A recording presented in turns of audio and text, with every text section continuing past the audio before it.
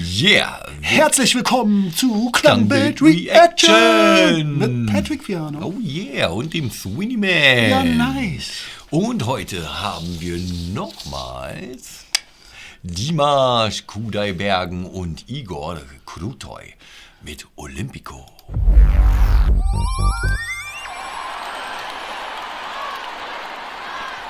Riesenstage.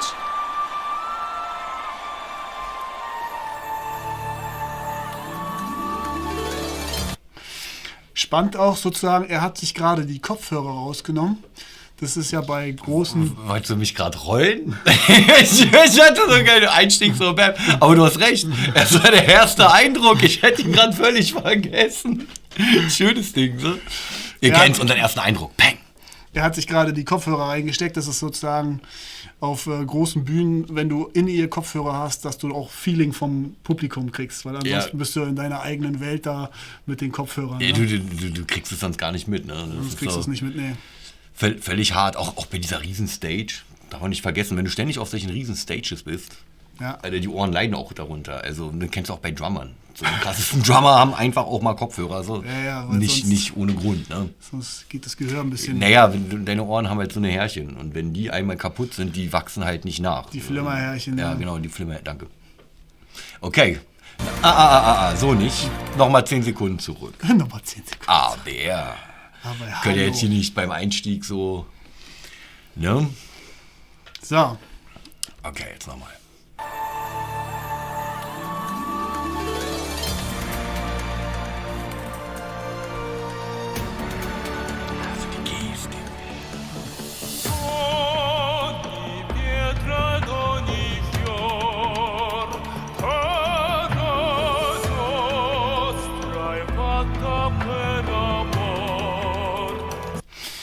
Also wieder sehr opernmäßig. Oh, seine Augen gerade. Das ist ja... Der Evil. Oder die Energie. Das ist natürlich jetzt das Licht und so, aber es ist halt wie ein cooler Moment eingefangen. So seine Gestik. So. Man würde jetzt gar nicht glauben, dass er das ist. Ne? Also ganz, ganz toll. Wieder ganz toll drin. Was wolltest du sagen? Warum hast du uns so interrupted? Spaß.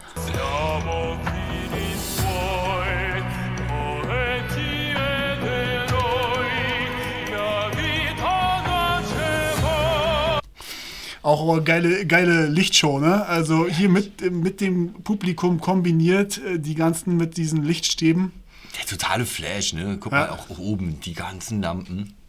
Und dann hinten nochmal der Lichterbogen. Dann kommen die grünen Lichter, die sich wahrscheinlich auch noch verändern lassen, bestimmt. Und dann hast du natürlich unten das Publikum, alle schön.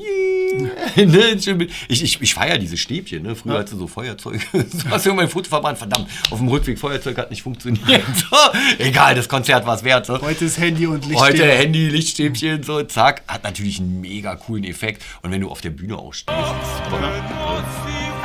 Wenn du einfach siehst, wie das Publikum dich feiert. Das ist schön.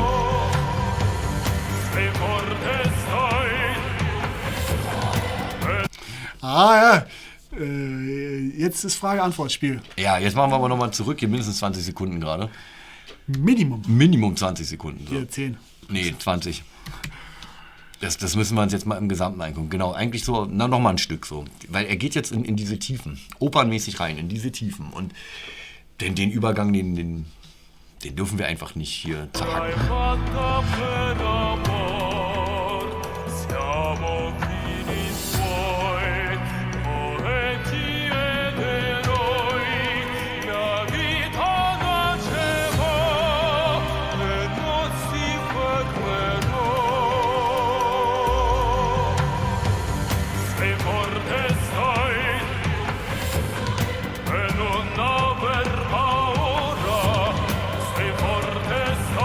Frage-Antwort.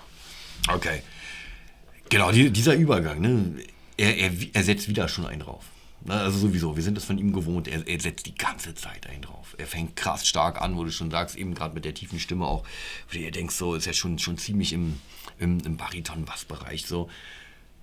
Und dann setzt er nochmal einen drauf. Er macht einfach nochmal mehr Fülle rein, ne? Und auch hier, wir sind gerade mal am Anfang, die ganze Nummer geht hier in etwa 5 Minuten. Es ist einfach unglaublich. Trotzdem, lass uns wieder 10 Sekunden zurück machen. Wir dürfen die Übergänge nicht sagen. Ich habe versprochen, ich achte drauf. Ich weiß, was habe ich uns eingebrockt, aber es ist natürlich auch schöner. Ne? Ich meine, ich glaube, ihr habt damit kein Problem, oder?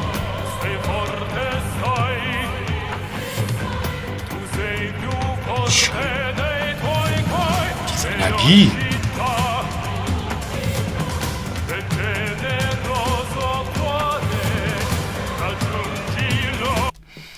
Okay, da hinten werden jetzt Protagonisten mit aufgebaut, also sprich sozusagen, die sind noch gerade im Dunkeln. Ja, ich finde ehrlich gesagt, die Drums, ich meine, über die Kopfhörer hört man es auch immer ein bisschen anders als jetzt über die Monitorboxen oder auf dem Handy oder so. Ich finde die Drums eigentlich gerade ein bisschen zu laut. Okay. Also zum ersten Mal habe ich gerade das Gefühl, dass Dimash sich mehr in die Musik gerade einordnet. Ich denke mal, das ist jetzt bestimmt ein gewollter Effekt, weil er dann bestimmt nochmal richtig rauskommt aus diesem Moment. Aber muss man darauf achten. Also bei mir sind die Drums ziemlich punchy. Ja, das meine ich ja. Ja. Die Drums sind halt ziemlich laut und jetzt achte mal Aber kurz, machen wir kurz nochmal zurück. Der Epic-Faktor ist sozusagen... Jetzt bei der letzten Stelle gerade, jetzt wenn er gleich überswitcht, es ist halt anders abgemischt diesmal.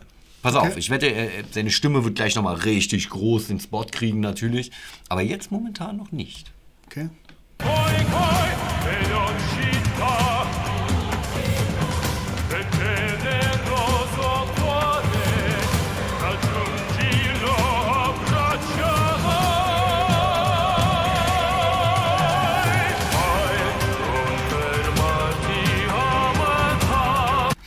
Also wenn er hoch geht, bekommt die Stimme natürlich eine andere Fülle. Ne? Also das heißt sozusagen unten im Bassbereich ist sie gerade nicht so präsent gewesen. Also Ich will jetzt auch gar nicht so pingelig sein, man darf nicht vergessen, das ist eine Live-Performance. Ja, klar. Ne, kann natürlich sein, alles, dass der schön Tontechniker abgemischt, das ein bisschen anders gehört hat in dem Moment, ne? Und vielleicht dann auch nochmal nachpegelt dabei. Sowas gibt es auch immer bei Live-Performance. Aber jetzt gerade momentan finde ich Dimash Stimme ein bisschen leise. Tick zu leise? Okay. Ja, ich finde es tick zu leise. Schön gerade auch das Aufgehen des Bühnenbildes mit den verschiedenen Leuten in den Kästen. Ne? Hier, Das also, ist jetzt aber Animation, oder? nein, ich glaube, die stehen da wirklich und performen dann. Meinst du, die haben so eine Anzüge an? Ja, cool, müssen wir darauf achten. Schön.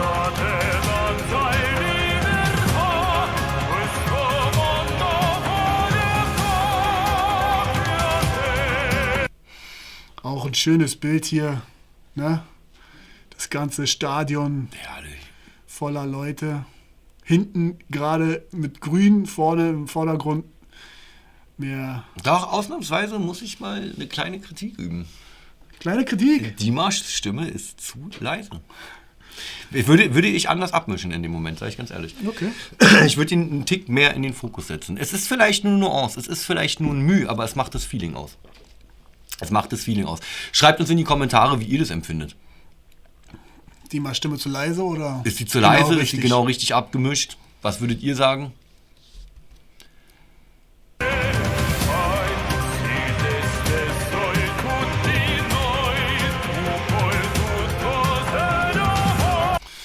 Spannend, die arbeiten mit Taschenlampen gerade da. Ja, so generell die Lichteffekte. Ne? Ja. Auch die Tänzer-Choreo, ich denke mal, du hattest recht. Ich glaube, das sah jetzt echt aus, als wenn da überall Tänzer drin sind. Also die arbeiten ja sowieso gerade bei diesem Lied sehr viel mit abgespaceden Licht, ne? Und ziemlich bunte Performance. Ja, wenn man jetzt mal sowieso mal so das Ganze mal ganz kurz in den Fokus setzt. Wow, was für eine riesen Zusammenarbeit. Ja. Ne, du hast die ganze Tänzerreihe so. Und dann hast du natürlich auch teilweise halt eben die ganze Lichtershow, dann sowieso dieses riesige Bühnenbild. Auch ich will gar nicht wissen, wie viele Leute da sind. Es sind bestimmt Tausende, gehe ich mal jetzt davon aus. Und dann auch Dimash natürlich dazu, ne? Der ganze Fokus auch auf ihn. Aber, und das ist auch das, was mit dem Sound aufgefallen ist, er ist mit in dem Ganzen drin. Ne, wir hatten jetzt schon auch andere Spots, wo er definitiv vorne Fokus auf die Stimme, auf seine krasse Leistung und Performance. Und hier wirkt es mehr wie Teamwork. Mittendrin. Mehr Teamwork. Okay. So. Weniger Solo-Spot, mehr Teamwork.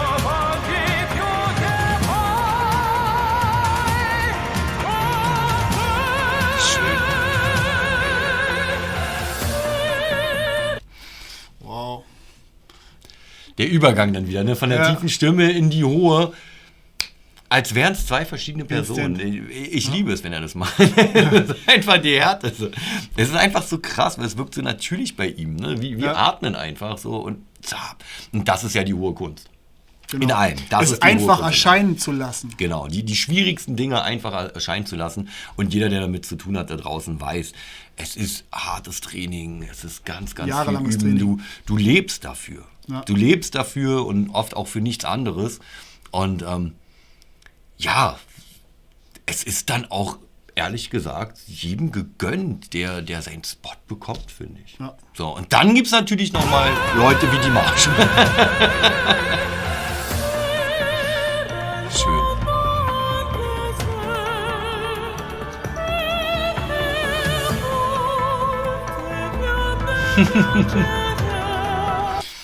Spannend fand ich auch gerade, wie sozusagen der Synthesizer diese Melodie unterstützt. So, da kam gerade so eine Synthi-Mucke rein, die sozusagen seinen hohen Gesang nochmal. Das sind musikalisch ganz viele Stile auch drin. Ne? Ja. Ganz viele Wechsel wieder, die wir haben, auch gesanglich.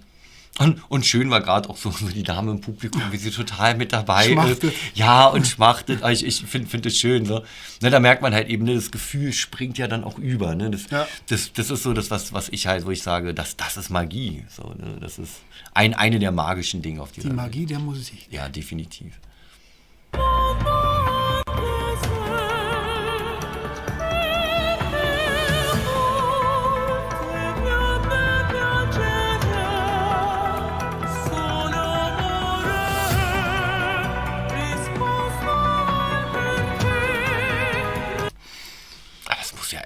Wegnehmen.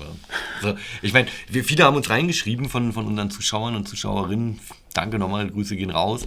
Gerade bei Dimash, dass das viele auch da waren. Er ist in Düsseldorf aufgetreten, also ich glaube 2-3 Mal ist er in Deutschland aufgetreten und ein paar Leute waren da und haben halt geschrieben, ne, er hat 3 Stunden performt und eigentlich 3 Stunden nur Gänsehaut. Das muss ja, live wirkt es ja nochmal, wenn du vor Ort bist, ganz anders als wie das jetzt hier über die Kopfhörer, das ist auch schon intensiv richtig mitkriegen. Und dementsprechend, natürlich, wenn du da unten bist, es nimmt dich so mit. Ja. Du badest so sozusagen in dem Sound. So. Ja. Und natürlich auch mit den Mitmenschen, die dich umgeben, mit denen ihr die gleiche Leidenschaft gerade teilt. Das Gefühl. Das ist toll, das ist einfach ein super Gefühl und das steigert das nochmal ins Unermessliche. Ja. Und er wird es bestimmt auch fühlen. Ja. Dann wird sich nur denken, alles klar, noch mehr. Ne? Das ist so ein... Ja. Geben und nehmen. So ein Wechselspiel zwischen Protagonist und Zuschauern. Ja, auch er total, wow. Super. Ah, toll. Olympico. Ah, schön. Das erinnert mich ja jetzt hier an, wie heißt er, an die indische Göttin Kali oder so, ne? Mit den Armen so, zack, zack. Natürlich ganz toll, ne? Dieses Hintereinanderstehen. Das hatten wir in einem anderen Dimash-Bühnenbild, ne, wo die auch so auf die Bühne gekommen sind. In einer anderen Folge, abchecken. Und auf jeden Fall hier ganz toll perfektioniert. Ja, schön mit den Taschenlampen, die sie haben. So. Ehrlich, ne? Nur auch wieder aus weniger was mehr. Schöne Spots gesetzt. Ja, was so ein paar LEDs ausrüsten können, ein paar Arme, ne?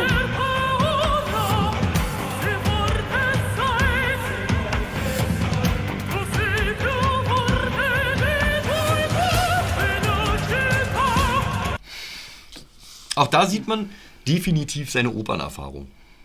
Ja. Also von seiner Stimme jetzt ja auch mal ganz abgesehen, die definitiv eine Operngesangsausbildung hinter sich hat. Hört man ganz klar durch, immer. Die Art der Bühnenperformance.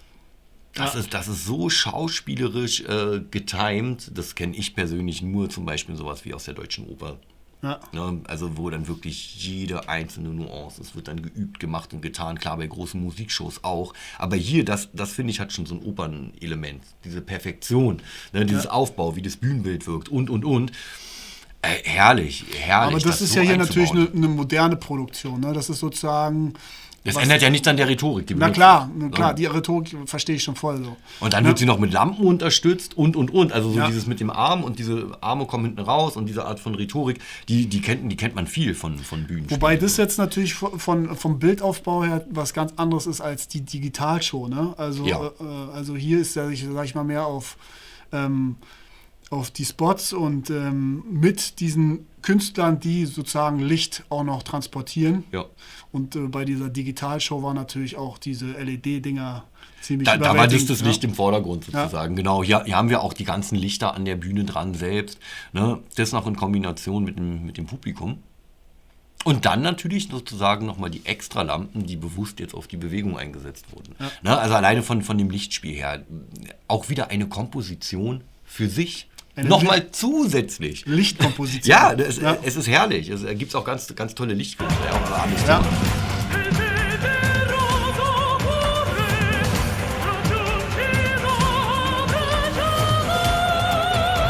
Schön.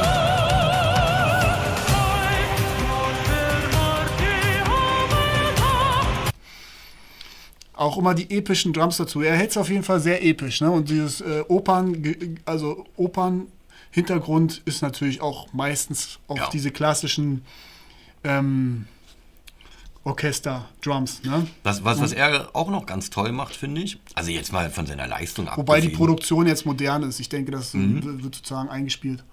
Genau darauf wollte ich nämlich eingehen. Okay. Dass er halt eben das Moderne mit dem Klassischen ganz toll verbindet. Ja. Das ist sehr, sehr schwer. Das ist sehr, sehr schwer. Manchmal Menschen, die moderne Musik sehr, sehr gerne hören und mögen, die haben oft mit dem Klassischen oft ein Problem, weil sie dann denken, ach, das ist ja so oldschool und altbacken. Ja. Ist es gar nicht. Da ging richtig einer ab. Das waren ja die Stars ihrer Zeit. Wir nennen es nur Klassik, weil es ist ewig her, aber die waren die Stars ihrer Zeit. Ne? Ja. Und diese Techniken und Stile, ob beim Klavierspielen oder auch im Opernbereich und das alles, das ist halt eben auch Jahrhunderte alt. Nicht umsonst haben sich diese Techniken durchgesetzt. Das sind die bewährten Techniken. Das sind die bewährten Techniken, die sich im Laufe der Jahrhunderte durchgesetzt haben. Und er benutzt und beibehalten wurden. Genau, und beibehalten wurden. Ja. Dankeschön. Genau, auch beibehalten wurden, muss man auch dazu sagen. Manches löst sich ja auch ab irgendwann. Und er verbindet es halt eben auch auf eine Art und Weise, die völlig einzigartig ist. Ja. Und das ist halt so dieser, auch wieder, das ist sein göttlicher Funken, wie ich so schön sage. Jeder hat so seinen göttlichen Funken, ne, diese kreativ sein und Dinge vermischen und was Neues daraus entstehen lassen. Und das ist seiner und der ist sehr stark und wir dürfen alle daran teilhaben. Das ist unglaublich.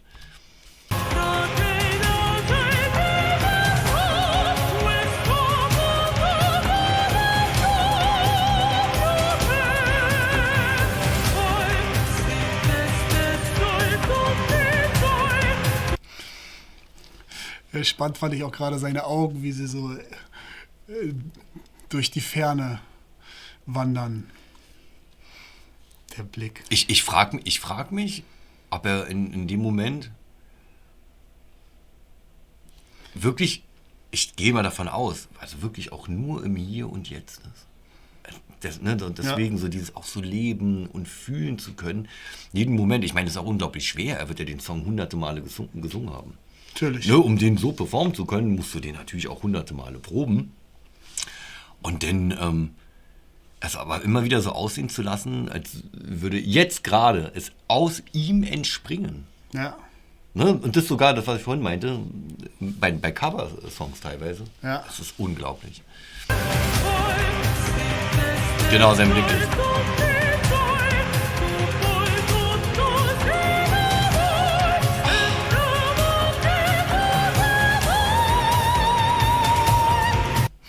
Ich könnte mir auch vorstellen, dass das Mikrofon auch für ihn direkt gemacht wurde. Das weiß ich jetzt zwar nicht genau, aber also Mit einer extra Membran? Große Künstler lassen sich sozusagen extra Mikrofone für ihre Stimme auch anpassen. Dass Damit er nicht ständig immer weiter weggehen muss und wieder ran. Nee, das bleibt nicht aus. Das bleibt nicht aus. Aber Okay. du hast sozusagen ein richtig schön ausgewogenes Klangbild auf deine Stimme abgepasst, was schon vom Mikrofon an den Mischer gesendet wird. Damit hast du sozusagen dann gleich ein frisches Klangbild. Also ist klar, wenn wir nächstes Mal einen Song machen, ich möchte dann mein eigenes Mikrofon haben. Ne? Ja. Leute, spendet einen Kaffee. Ich brauche ein eigenes Mikrofon, Leute. Okay.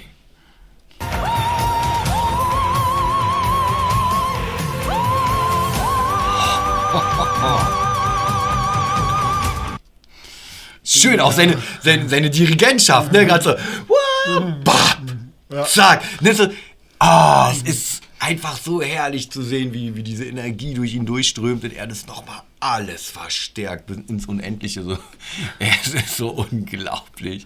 Mach nochmal zurück, ich muss mir die Stelle nochmal angucken. Ich fand's so krass.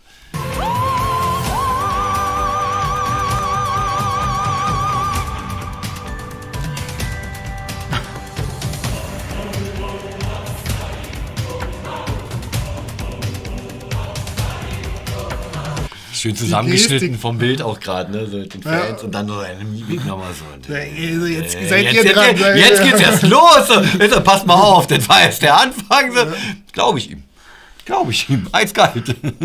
Er ist ja auch von diesem Hohen, krass, was ja auch immer eine bestimmte Energie hat, ne? Und dann zu diesem Tiefen, was so tragend und voranschreitend ist, ne? Aber manchmal habe ich so das Gefühl, er gibt schon so alles. Und dann denkst du so, es kann und ich setze noch einen drauf. Ja. Locker. Wenn das geht, geht das auch noch. Easy. Er ist so krass, ey.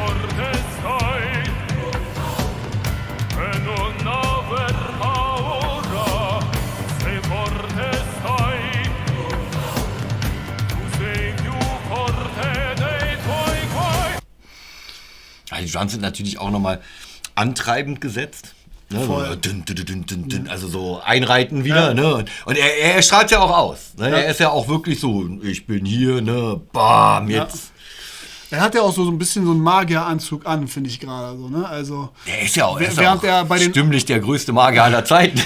Ja, aber während er bei den anderen Performance zum Beispiel ein schönes Jackett mit eine Sakko mit der Blume zum Beispiel und so. Ja, stimmt. Anhat hat er hier sozusagen. Was ich hier schön finde, Magier. Bei SOS ging es ja extrem um seine Stimme und dieses Ausfahren auch der Stimme und so. Und hier ist es so eine schöne Mischung auch zwischen Stimme, wo er eine großartige Leistung hier zeigt, und aber auch Performance ein bisschen. Ja. Na, also das ist schon so in dieses Gesamtbühnenbild mit eingebaut. Und das erinnert einen halt eben auch wieder sehr an eine Oper einfach. Ne? Ja. Das Opernelement, an schönes Bühnenschauspiel mit Gesang und diese gesamte Komposition. Es ist ein unglaubliches Klangbild. Eine moderne Oper. Und mittlerweile hat man auch nicht mehr das Gefühl, dass seine Stimme jetzt zu sehr in den Hintergrund oder mit dem Hintergrund vermischt ist, sondern jetzt doch auch mehr in den Vordergrund kommt. Gerade wenn er die Hochtöner gesetzt hat. Ja.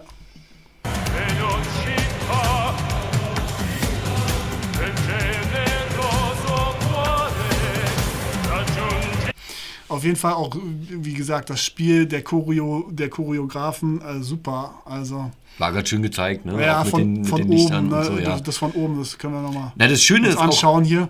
Wie es ihn anders anleuchtet.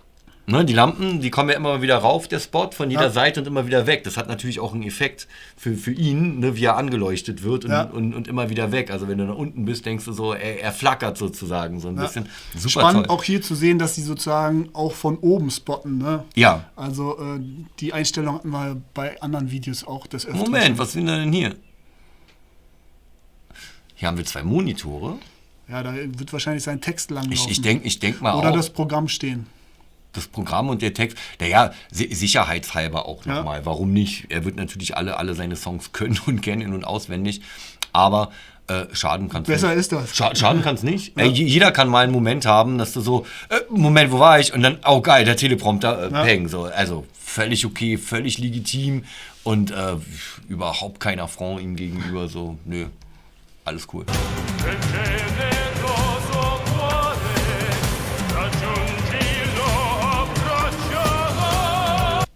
Spannend ist auch hier bei der Einstellung zu sehen, dass die Kamera ziemlich weit entfernt ist. Dadurch ist ein leichtes Flackern im Bild zu sehen. Na, das kommt jetzt bestimmt auch durch die Choreo unten, durch die Taschenlampen, die immer wieder kommen. So. Naja, also dann noch den Effekt, den du dazu meinst. Das hat gleich so einen Doppeleffekt. Und dann wollte ich noch kurz dazu sagen, weil ich gerade diesen Teleprompter so erwähnt habe. Man sieht bei ihm, er guckt ja eigentlich immer in die Ferne. Ja. Also, ne, jetzt wo ich es weiß, im Nachhinein kann ich jetzt nicht sagen, dass ich jetzt gesehen hätte, dass er da groß auf den Teleprompter geguckt hätte. Ja. Ne, nur mal so nebenbei auch. Also, wie schon gesagt, er ist da voll drin, aber es kann einen auch schon mal retten. Ja. Toll.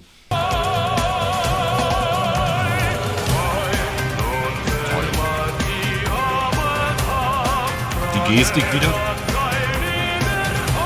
Spannend, wie gesagt, diese Synthi-Mello setzt halt auch immer ein, wenn er einen Stil wechselt. Musst du drauf achten. So. Stimmt. Das heißt, die Musik ist auf jeden Fall auch unterstützend zu seiner Stimme komponiert oder zumindest arrangiert in dem Fall. Ja, gehe ich von aus, definitiv. Ich denke mal, es ist so ein wie sagt man so schön, ein Gesamtprojekt gewesen. Natürlich, klar. Ne, dass man gleich von vornherein sagt, ey, ich bringe die Elemente mit, du bringst die Elemente mit. Okay, wie wollen wir das designen und machen? Aber schön, da hast du vollkommen recht, man kann diese Abschnitte raushören. Ja. Ne, wenn man den Song jetzt, also wie gesagt, wir hören ihn zum ersten Mal, wenn man den allerdings natürlich öfter gehört hat, dann kann man auch ganz klar die Abschnitte ja auch bestimmen. Ne, was ist sozusagen Refrain, was ist die Bridge, etc. Ja. Und stimmt, das macht sich schon bemerkbar jetzt.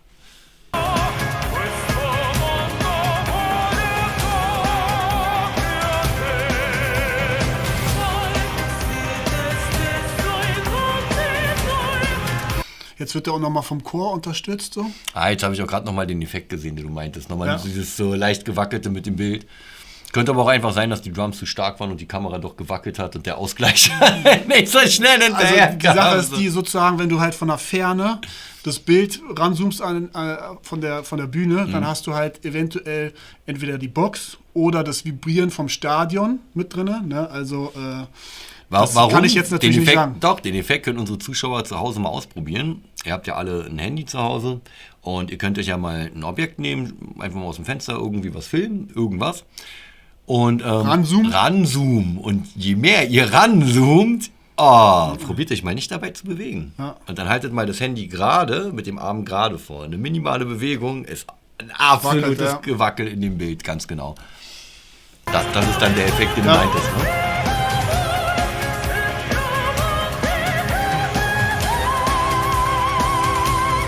Steigerung. Oh. Und fahr dir mal die Kamerafahrt rein. Ja, ich finde nochmal zurück. Ich finde aber trotzdem jetzt gerade wieder seine Stimme zu leise. Ja, das hast du schon. Nein, ich hab's halt selber auf der Bühne schon erlebt, wenn der Tontechniker der Meinung war, der ist jetzt zu laut, der überschreit mir alles und dreht dich dann leiser. Ja. Weil du nur eine einzige Sekunde an deinem Finale dann wirklich so weit bist und dann warst du vielleicht einen Tick zu nah dran. Und dann musst du die ganze Show über musst du das ausgleichen mit dem zu leisen Mikrofon. Weißt du, wie anstrengend das ist bei der Performance, die er da gerade gibt? Ja, aber also ich muss hier sagen, bei solchen Produktionen ist es so, dass du in ihrem Monitoring halt hast du ein anderes Klangbild als draußen auf der Bühne. Kann auch sein. Wie gesagt, ist dann auch die Frage, welches Klangbild wir abbekommen haben. Ja. Ob wir jetzt das Klangbild hören, was er jetzt auf den Kopfhörern hat oder was die Zuschauer gehört haben. Ja. Ne, das darf man immer nicht vergessen. Oder ob es halt vom Direktmixer aber ist subjektiv gekommen ist.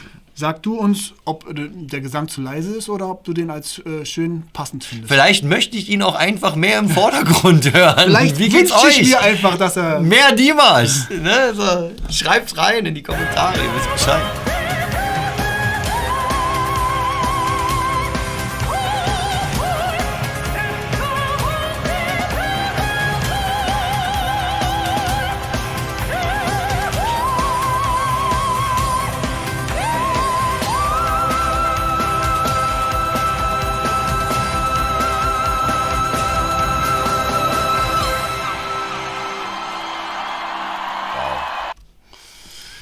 Ja.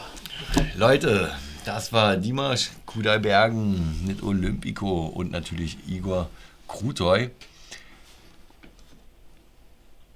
Bleibt nicht viel zu sagen. Pretty nice. Hat mir sehr viel Spaß gemacht. Ganz, ganz toller Song. Werde ich mir nachher auf jeden Fall nochmal komplett reinfahren, wenn ihr euch die natürlich ohne uns nochmal reinfahren wollt. Unten verlinkt wie immer. Ansonsten auch unser Affiliate-Link, falls ihr Server braucht oder so. Ansonsten, wenn ihr Beats braucht, bei Sweeneyman melden.